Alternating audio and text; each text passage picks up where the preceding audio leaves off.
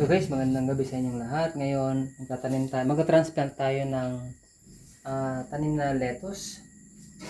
Share ko lang po na kahit leggy po yung ating pinunla, dahil nga po sa tuloy-tuloy na pag-ulan itong nakaraang araw, pwede pa po siyang pakinabangan. Ang gagawin lang po natin ay, napakita ko lang po muna yung ating yung leggy na ating tanim. Ang variety na po na ito ay hydraulic po yan.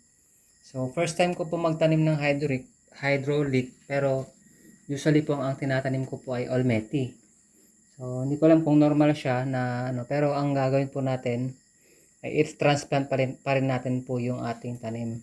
So 100 pieces po yan na punla.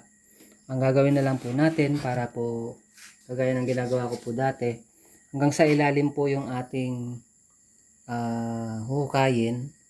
Tapos ay atin pong bigyan ko lang po kayo ng example. Ano po siya. So ganyan po kahaba yung kanyang stem. Then kailangan hanggang lang sa ilalim lang po. So dapat at least kalahati po yung ating maibabaon. So, ganyan po yan. So, parang hindi na rin siya leggy.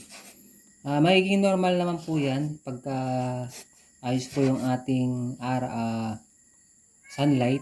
Magiging normal po yung tubo ng ating pananim na lettuce. So pagka leggy po yung ating punla, wag po kayong mabahala na baka hindi na pwedeng may transplant. Baka pagka lumaki siya ay leggy pa rin. So hindi po yun.